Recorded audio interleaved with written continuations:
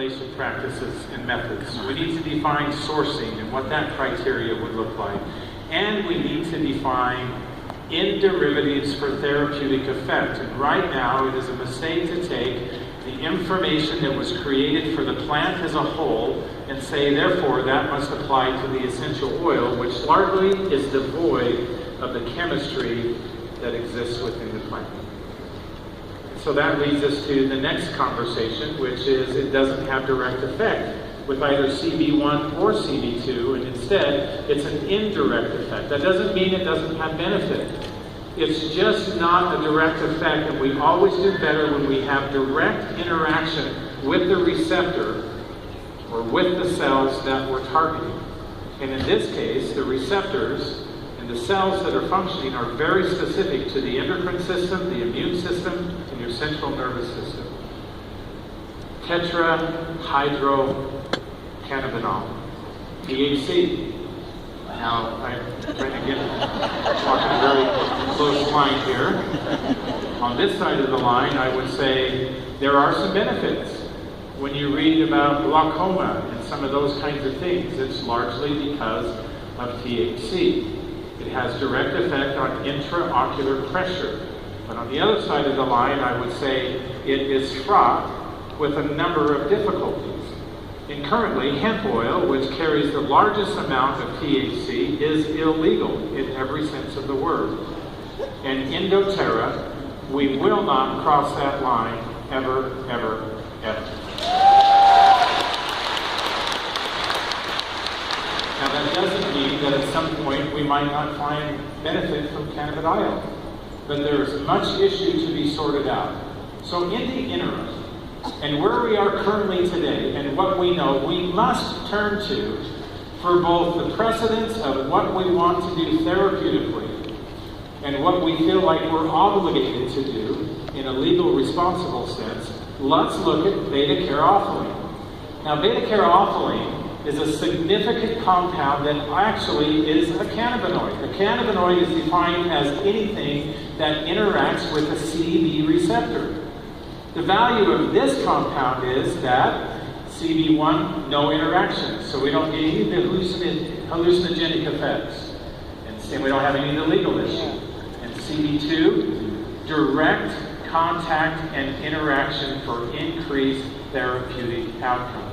By comparison, I will tell you also, there are a number of essential oils we already carry that have this component associated with it.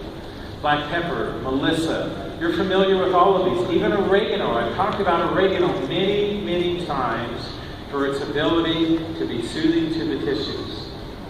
And it's because of its content, even though small, of beta-caryophyllene. By comparison, by far, the highest oil that we've had that is comprised of this compound has been black pepper at around 20 to 22, 23%. Our new essential oil, Copaiba, has that compound at 60%. Wow. It is the dominant primary feature of this essential oil. Now, we did something unique. It's not just one species. We blended 4 species together. Now, I've heard some people already say, well, that was just for sourcing. That was just so you have sustainability. No, it was so we get the correct outcomes. This is no different than what we've done with frankincense, where we took 3 species and we combined them together for not only something that was proprietary and very unique for you, but provided benefits that we could not get singularly from any one species. This is the exact same thing now with this essential oil with 4 different species. It is unique to doTERRA, and the benefits that we receive are far-reaching. All of these systems can be affected through Copaiba. Every single one of them, and it goes beyond that as well. So let's talk quickly, in the last minute or so that I have, let's talk about usage. I can't go back, I'm sorry. They won't let me back up. Let's talk about usage. So first, internal application. There is a model for internal use with this. Here's what I'm recommending that you do to start using this essential oil. Use 2 drops in a capsule. And you can do that in the morning and in the evening. Or blend frankincense along with Copaiba and use it together for increased cellular activity. Remember, frankincense is mainly monoterpenes too, and some of the same monoterpenes that we see with some of the oils that we've been talking about. Add with 2 drops of water. Put a little bit of citrus with it if you like to with it, and it'll enhance it even more.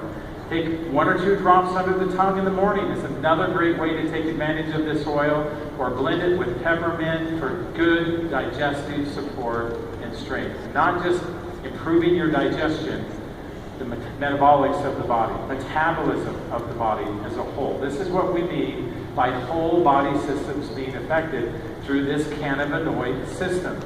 Now, last year I talked a little bit about neural excitability, and I suggested that if you have some type of irritation or excitement that comes into type C nerve fibers, you have increased cognitive recognition of feelings of being uncomfortable and unpleasant in the distal extremity from which they originated. Do you remember that? If you don't know what I said, talk to your neighbor. They'll tell you what all of that means.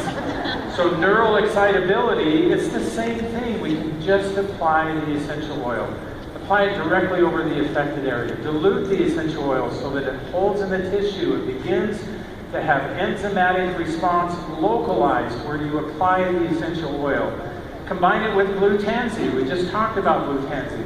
Or use it to support that extracellular matrix, which is the underlying components of your skin, the fibroblasts, the collagen, and the elastin layers, and critical components of the structural aspect of the skin. Think about it in that context. It does have this broad effect for immunity, for normal, wait for the word, here it comes, normal inflammatory response, yes, I said it, and reduction of tissues and that neurological response that we talked about. And lastly, breathe in this essential oil.